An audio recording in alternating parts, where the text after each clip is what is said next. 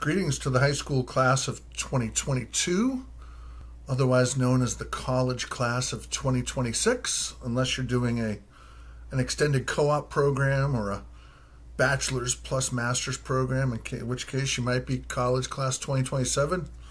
You might be a future doctor, future lawyer, future architect, future construction manager, future restaurateur, future educational consultant. Whatever your pathway may be, thank you, first of all, for the opportunity to work with you and work with your families. I just wanted to send a quick message about the transition to college. And there are many people who think, just from a natural flow of orientation mindset, that the skills that made you successful or that made you more successful as time went on during high school, that those same skills are going to carry over into the college and university setting. In some cases, that's the case, and that's true.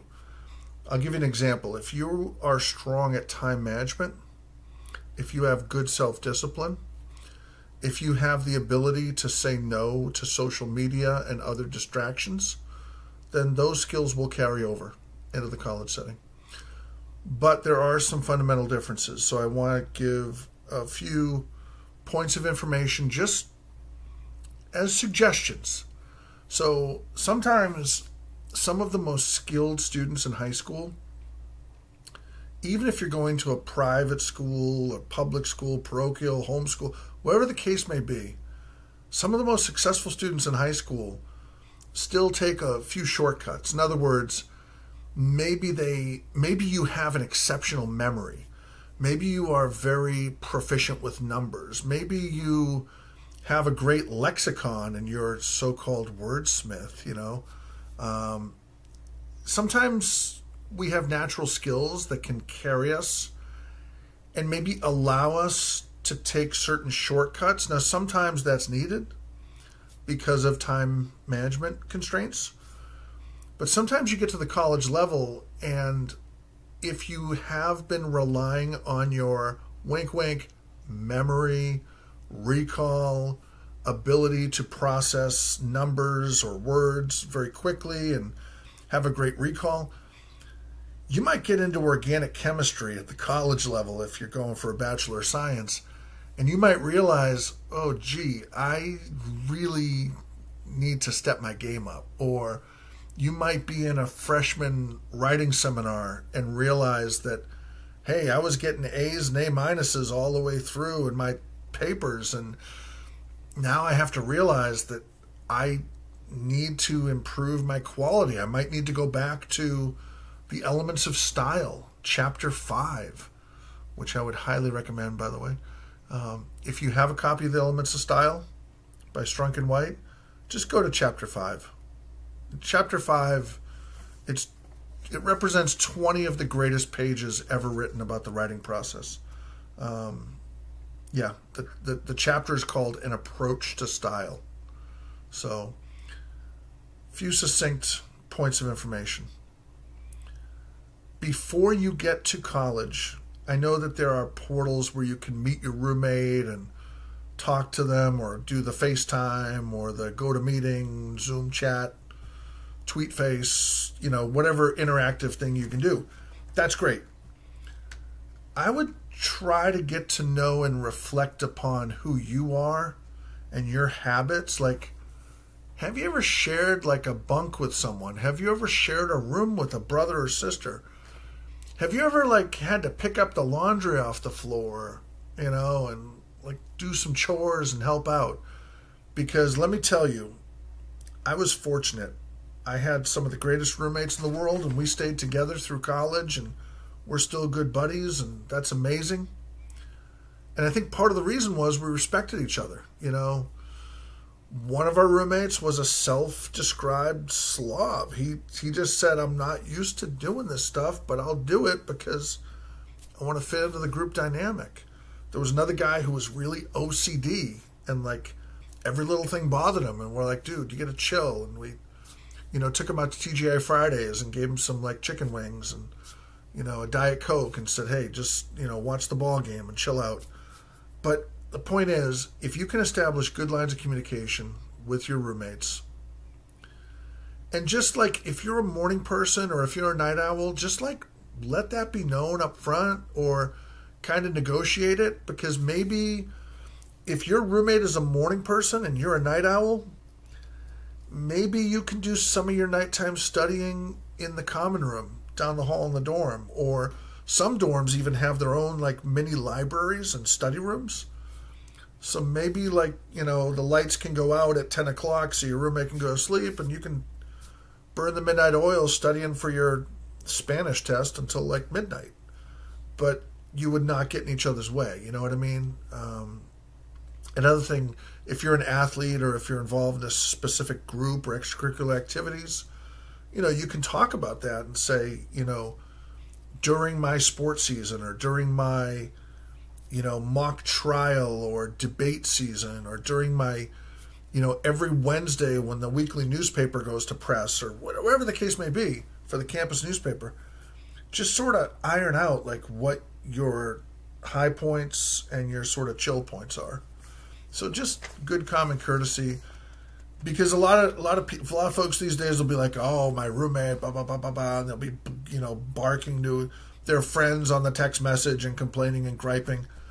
Let me tell you something. Really successful people don't gripe. They just make adjustments. Okay? So don't gripe. Make adjustments. That's my recommendation. The other thing would be Beth Kobliner, who I read her book. Now, she's published several editions of this book. This woman wrote for Money Magazine. She's now an independent freelance writer. She and her husband have written tons of stuff about finances, and none of it is like revolutionary. Like none of it is reinventing the wheel. But I'm telling you, her book, it's literally called Get a Financial Life. And the subtitle is Personal Finance in Your 20s and 30s. If you were to read Beth Kobliner's book, I'm telling you, it would give so many helpful pointers. And I'm not a financial advisor, but the most updated editions include information about Roth IRAs and things of that nature. And if you've ever had like a one-on-one session with me for a transition to college, I can't recommend any financial instrument because I'm not licensed as a financial advisor. But I can say that when the Roth IRA was first passed, I think it was the Budget Act of 1997, so fiscal year 1998, I was in my mid-20s. I signed up for that Roth IRA pronto because you're likely going to be at a higher tax bracket in retirement. I know, you're like 17, 18 years old. You're like, what is this dude talking about? Trust me, I'm 49. I feel like I'm 20. I feel like the whole world is in front of me. But if you start in your late teens, early 20s, and just put some money away for a rainy day and for retirement and for your golden years, you'll be so much happier. Because more likely, statistically, you'll be in a higher tax bracket in retirement. And then the other thing is the government has a habit of taking out a lot of debt and printing a lot of money that they don't have financial backing for, and we go like trillions of dollars into debt, and they just keep kicking the can down the road. Well, guess who's going to feed that meter someday? Let me think about that. Us. So, I would say try to get your finances in order. Even if you don't have that much money. When I went to college, when I started college, I had $56 in my savings account. 56. Now, I earned a lot of money as a high school student, working summer jobs, working for my family's construction company. But I put a lot of that money back into our home because I was actually like helping to pay the bills. So it was kind of like a shared, money in my family is kind of like a shared pot of gold. Like everybody contributed. I literally had I had $6 of my own money, and I got $50 in graduation card money, like $5 and $10 bills. I literally had $56 in my account when I started college, September of 1991. By the time I was 27, I purchased my first home. By the time I was 30, I purchased a second home, an investment property. I was on a teacher salary. Okay? I did not have any lottery tickets or any, I just made a concerted effort. At my work-study job in college, I was making $5.15 an hour. I put away a certain percentage each paycheck just for me. Pay yourself first. Be disciplined. Brown bag it. If you need to bring a lunch to work, bring a lunch to work instead of spending $12-15 at the taco truck or at the work cafe, because all you're doing is feeding the company store. Go to Market Basket or Big Y, get some deli meat, get some sandwich slices, get some, sweet Hawaiian Pepperidge Farm bread, a little mustard, mayo, get a little bottled water from Trader Joe's, and boom, you got like a $2 lunch. Just a thought. So it's not what you make, it's what you save and what you keep and how you use it. So I'm not a magician with money, but I can say that I have a long-range focus, and that will serve you well. Now, another transition to college point would be when they have you sign up, you go to freshman orientation, they have you sign up for all those credit cards. Oh, take out a credit card with a promotional loan. I'm serious. You're better off borrowing money from the mafia, from like organized crime. The organized crime folks charge maybe 25% on the VIG, okay? These credit card companies, you get a promotional rate, you get frequent flyer miles and bonus points. It's like scraps on the table. They hit you with 29.99% interest sometimes. That's worse than the government. That's worse than the mob. That's worse than the Sopranos. Come on. Take out one credit card. Put a reasonable credit limit on it. Every month. Now, here's a secret. On the FICO score, the Fair Isaac Corporation that helps to determine the FICO scores, the credit scores for Equifax, TransUnion, the whole 9 yards, all the major credit bureaus. Experian. So Experian, TransUnion, Equifax, those are the 3 major credit bureaus. And they use some element of the FICO score, FICO. You can look it up on DuckDuckGo. You don't want to pay your credit card down to 0. Now, I didn't realize this. For years, I was paying my credit card down to 0, and my FICO score was remaining stagnant. And then I was getting in range of wanting to buy a house. It wasn't initially on my radar screen, but I just had been fortunate enough to save a bunch of money. I worked summer gigs. I did contract work. I taught summer school. And I saved. I was very frugal. Mr. Dollar Tree, so to speak. But the point is, you get into a situation in which you're looking at things and you're like, wow, I realized that if I just left a little bit of money in my account. Now, you want to pay your credit card down below 30% for sure. So if you have a $1,000 credit line, whatever time of the month that credit card reports to the credit agencies, you want to make sure that a $1,000 credit limit is down to $299 or below. In other words, 29.9% or below. Because if you're below 30%, you get a certain credit rating boost. If you're below 20%, you often get a certain credit rating boost. Sometimes if you're below 10%, you get a certain credit rating boost.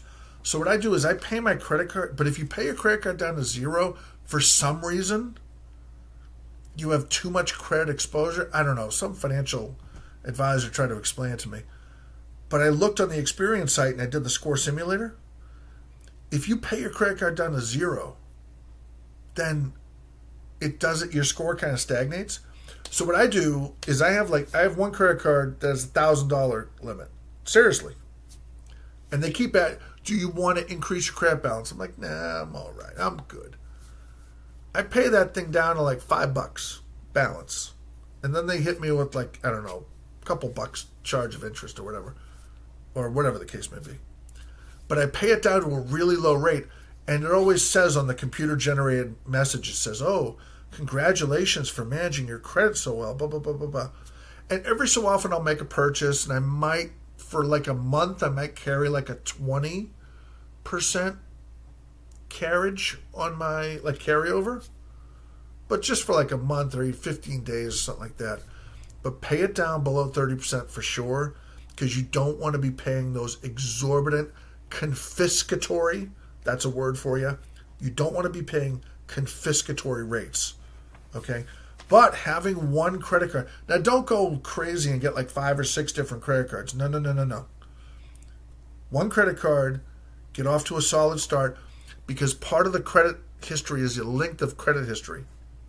So get something you're going to stay with, not something that has a promo, not something that has like a 0% annual fee the first year, and then after that it's like a $99 annual fee. Get something with like low fee or no annual fee, you know, very few, no fees, penalties, just something simple with a reputable bank, not one of these like Cayman Islands fly-by-night operations. Now you might say, what does this have to do with college? Well, you're going to be so busy that if you make financial mistakes and you start getting off on bad habits and getting into debt, and oh, I have a $1,000 credit line, I'm going to spend it up to $999. No, that is not a success-oriented mindset, my friends. And if there's anything I want to teach you, it's success-oriented mindset starts between your left ear and your right ear. Okay. I would strongly consider that you get a profile on LinkedIn. I am not getting any promotional money from LinkedIn. I do happen to, a really good friend of mine does work for LinkedIn from college, and he's very high up the organization. I've always believed in LinkedIn, not 100%. You know, obviously those Silicon Valley tech companies, they sometimes are into some shady things, and they try to like cancel people and stuff. I'm not cool with that. I believe in freedom of speech. But of all the social media platforms that are actually going to help you, like get a job, like a job, or help you network, LinkedIn actually has some really great portals, and you can attend workshops, and you can get like career counseling, and you can network with people within your groups and shared interests. And so LinkedIn is what Facebook intended to be back in the day, except without the chit chat and the cat videos. And by the way, if you sign up for a LinkedIn account, if you'd like to send me a connection request, I'd be happy to, you know, if you send me a request, I'll click yes, confirm the connection.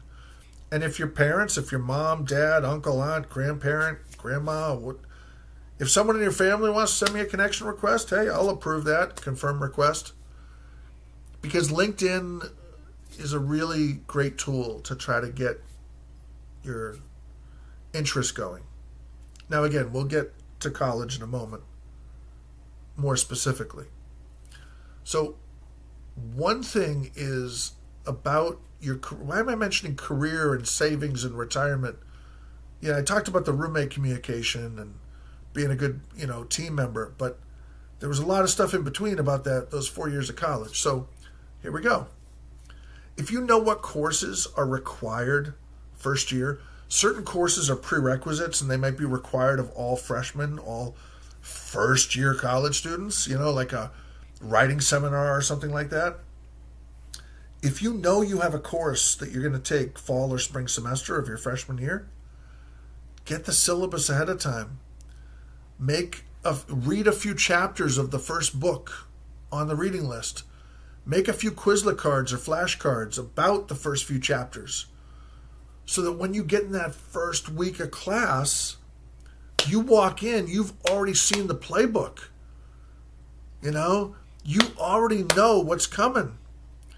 You can participate from the word go, instead of all these other people who are like, oh, I'm so afraid. What if the professor calls on me? I remember I had one professor freshman year, Stephen Jay Gould, the late Stephen Jay Gould, may he rest in peace. Great professor. I took a course on Darwinian evolution. It was great. It was so awesome. And he would just periodically like call on people. And he got to know your names. So you had to show up ready for business. And one of the greatest ways to get ready for business and build that confidence, do some of the work ahead of time. Don't wait for them to say, oh, it's the first day of class. Let's give you your first assignment. I want you to already have that first assignment. If not done, I want you to at least know the reading and just anticipate. It's like having a playbook for the opposition team, getting ready for the Super Bowl. Read the published syllabus for the most recently offered class in that realm, that if it's the same professor, it's probably going to be the same syllabus. And if they have a certain book they start with or a certain source book they start with, just get it. Read it. Make the Quizlet cards. Make the flashcards. I'm telling you, if you do that every semester, you'll get off to a great start. You'll be more proactive. You'll participate more in class. And then all of a sudden, that fear just goes away and you start to be success mode. You're all about winning, doing, acting, promoting. You are just a winner, a producer. So another thing would be, try to set a sleep schedule. Now, I'm kind of a geek. I'm kind of a nerd. My roommates were kind of nerds too. A few of us were athletes. Some people were really into like different special interest groups, like, clubs and activities and stuff. We had stuff going on. But you have to get a certain amount of sleep each night. You know what that is. Take your vitamins, take your supplements, drink plenty of water, stay hydrated. But definitely know your sleep schedule. If you have a test coming up in 5 days, don't pull an all-nighter the day before the test. Try to sort of build in some study time in the week or two ahead of time. Maybe if you have a test on a Monday and it's the previous Wednesday, maybe say to yourself, you know what? This test is so big coming next Wednesday, or whatever. Let's say it's next Wednesday. This test is so big next Wednesday, I'm going to take Friday night of this week and just stay in.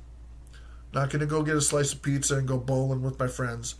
I'm going to stay in, do 2 hours of home study, 2 hours of prep work.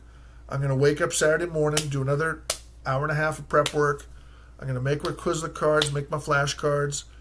Then I'm going to review them Sunday, then do a study group with some buddies on Monday night, and then Tuesday do a final review, and then crank it on Wednesday. And then I'm going to go out and see a movie on Wednesday night. Like, you don't always have to wait for the weekend to reward yourself.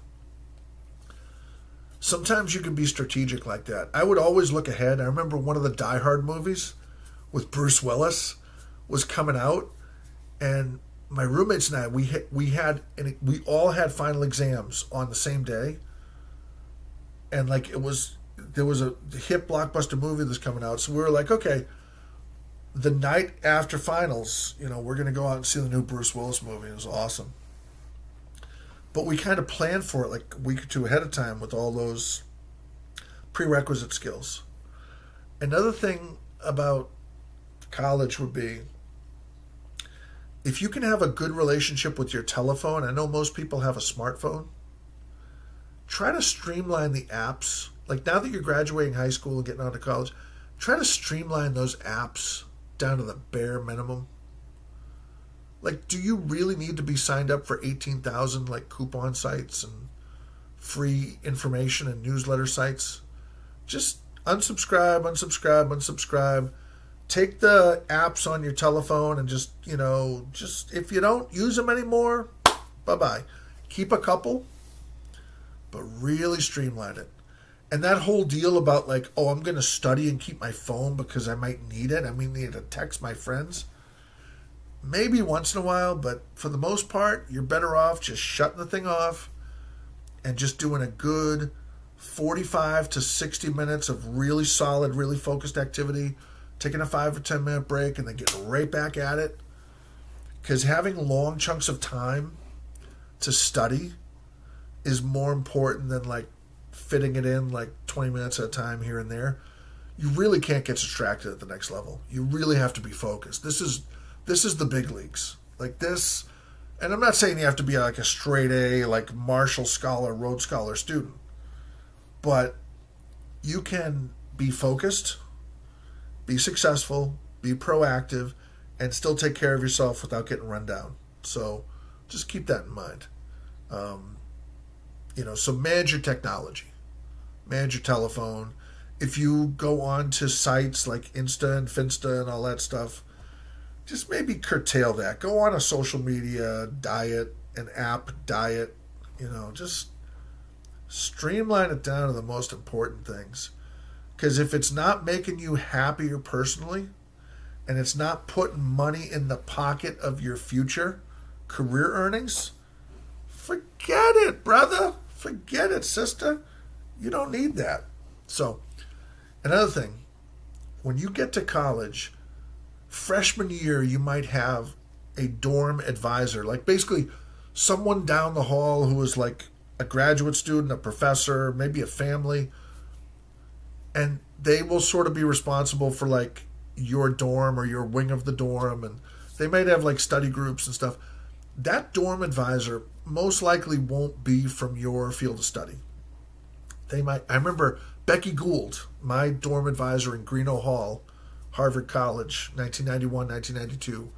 She was a religious studies graduate student. I think she was going for a doctorate in divinity studies. Very nice woman, very great. I got along great with her. She was very helpful to me. And, you know, she would have office hours periodically, and she would hold study groups. And I was like, hey, if this is a resource, I can learn from this person. This is an educated person who cares about people. I'm going to talk with her. So she gave me some good advice. But you also want to seek out an academic advisor, either from the freshman dean's office or from your prospective department of study. Like, get to know people, because the people within your department, within your field of study, the professors that offer office hours, like, I'm not saying you have to go every week like clockwork, but maybe plan on going a couple, 2-3 times a semester to office hours, and bring some questions. Like, don't just go and show up and say, hi, I wanted to show up to office hours. Like, bring some questions. Just talk with them. Don't bring problems. Bring points of curiosity. Like, you might say, I'm having a hard time understanding certain math problem sets, or I'm having a difficult time understanding some of the thematic concepts about this Civil War history course, but try to narrow it down to like specific questions, and those professors and those grad students and those academic advisors will definitely help you. So build a team. Build a team, a resource-based team of people that can help you. Another thing is, it doesn't matter if you're moving across the country to another country, or if you're just in the same area but living in a dorm. It's going to be an adjustment for your family, especially your parents. Parents sometimes need some hand-holding, more than the 18-year-old high school to college student needs the hand-holding. So just, you know, if they want to come up for Freshman Parents Weekend, great. If you feel a little homesick your first month of school and it's like an adjustment period, just call up a buddy and go out and get ice cream, go to the movies, go bowling, have a study group, play Frisbee outside. Like, just get to know people organically and also through shared interests. But just understand it's going to be an adjustment process, but it's kind of a natural adjustment process. And from a Math for College standpoint, so I've talked about building concepts that can help you be successful for the long term. Building concepts that can help you to understand ways to have, you know, habits of mind and activity that make you more productive and more positive and more of a prosperity-based mindset. I also want to extend the offer.